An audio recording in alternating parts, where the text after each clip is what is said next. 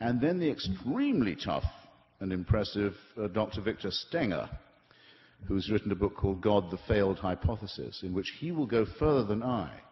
I will say that it is impossible to disprove the existence of God, as it is impossible to prove it, thus that those who say they can know what cannot be proved can be excluded from the argument. Those who are certain where certainty is impossible are easily dispensed with by Occam's razor. That's as far as I feel I need to go. Stenger says that the evidence from science is now strong enough to say that it disproves the existence of God. And he certainly demonstrates in his book that every hypothesis for God's existence that is science-based has been utterly overthrown. And I may say I'm sorry that no one from the Discovery Institute came this evening, because I trailed my coat as much as I could while I was in the hood, or that if they're here, they've kept quiet. But Stenger is a great book, and he's a huge addition to the arsenal of argument. I'm told we've got two more, right? Sir. What would be your rebuttal to the review of your book in The Nation, which said, if you are to be believed, our faith-based president is defending rationalism against religious intolerance? Well, my book doesn't say that. Daniel Lazar, a semi-literate polemicist who's always hired on by The Nation when I publish a book, for some reason, would be at a loss to point out where in my book I say that. I attack the president for his credulity and stupidity on matters of religion. I will say this, however, which is what he may possibly have confused it with. It could be that every member of the 82nd Airborne Regiment was a Bible-believing, snake-handling Pentecostalist.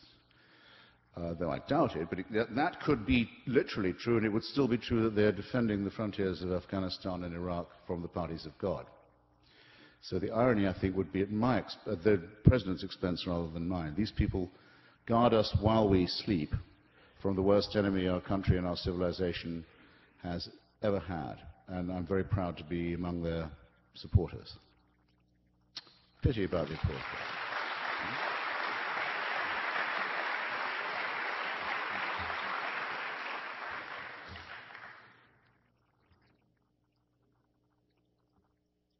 Well, since there really are any, can we make it two more? And then one each, and then we're done, yeah?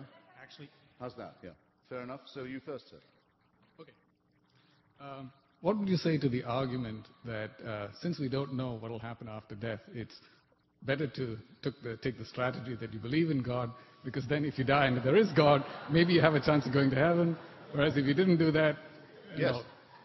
Well, you'll like that section in my very moderately priced book.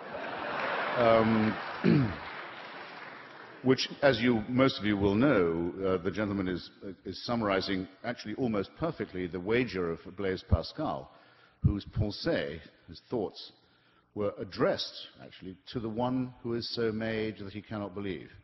That's me. And he says, well, look at it like this, like some huckster. Like the guy who, from the megachurch the other day on the radio, tried to get me to pull into his parking lot because the Lord had cured his daughter of Hodgkin's disease.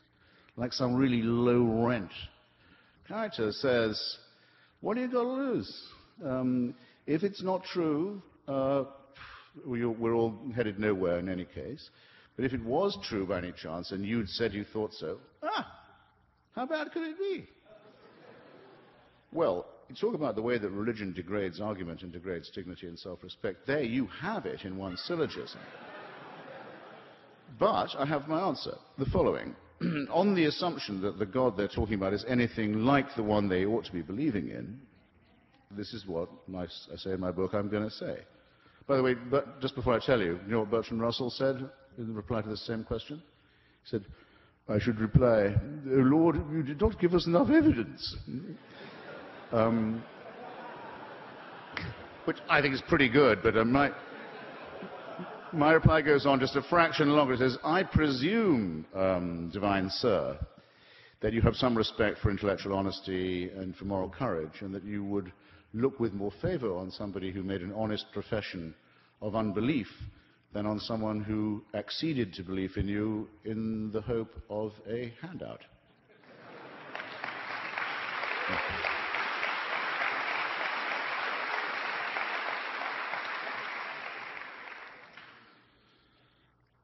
Mr. Hitchens, I don't have a question. I have a thank you. Oh. I'm the executive director of Doctors Opposing Circumcision based here in Seattle. And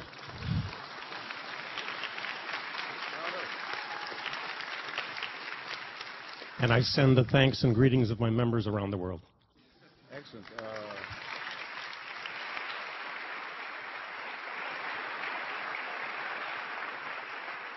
I am so tempted to leave it like that, but something in me wants to milk the moment just one more second. If you will consult my reasonably priced volume, you'll see you learn a lot when you write a book like this. I thought I knew what the case against religion was. I did know that, but I learned more than I thought I would. And the thing that really alarmed me was to read what the original justifications for circumcision particularly the horrific propaganda of Maimonides, considered to be the greatest Jewish sage. This is wicked stuff. And it says that the reason it must be done is for the same reason as it must be done. Jews don't say this, fortunately, but as others later said, to little girls, that to try as far as possible to make the sexual act as weak and unpleasant and the sexual sensation as is possible with the continuation of human life.